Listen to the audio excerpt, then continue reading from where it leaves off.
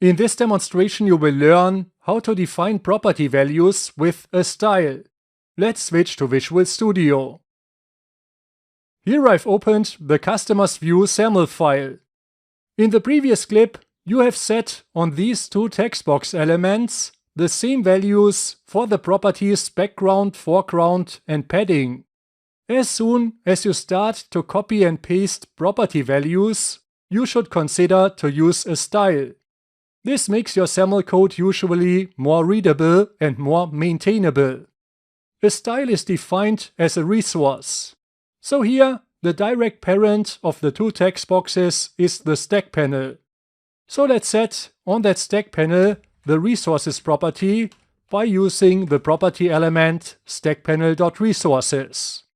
In the resources, let's create a style and let's set its target type property to textbox. Let's set also the xKey attribute, and here let's just set it to textbox style. Now this style has a setters property to which you can add setter objects to set properties. So let's add here a setter, and the setter has a property, and you can select now here the background property of the text box. Now you need to define a value for that property. I use the value 555 like we have defined it here.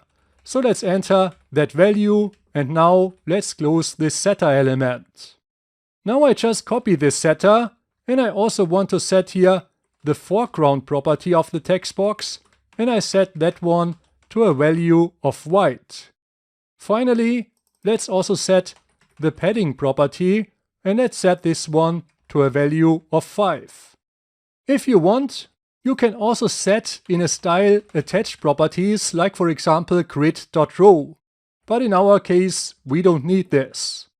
Now also important, the setters property is marked on the style as a content property with a content property attribute. This means that this property element here is optional and you can omit it. So let's remove it to make our SAML code a bit more compact and more readable. Now on the two text boxes, you can now remove all these properties and instead you set the style property by using the static resource markup extension, and you reference that text box style. Let's do the same on the second text box. Let's set here also the style property with the static resource markup extension to the text box style. Now let's run the application and let's see if this works. Let's select here a customer, and you can see the text boxes look exactly like we have defined it with a style. Now I want to mention one important thing. Let's go back to SAML. On a text box directly, you can still set, for example, the background property. Let's set it here to green. This local value will override the value that comes from the style. So let me bring up the application again. As you can see, the first name text box is now green, but it still has the white foreground from the style and also the padding.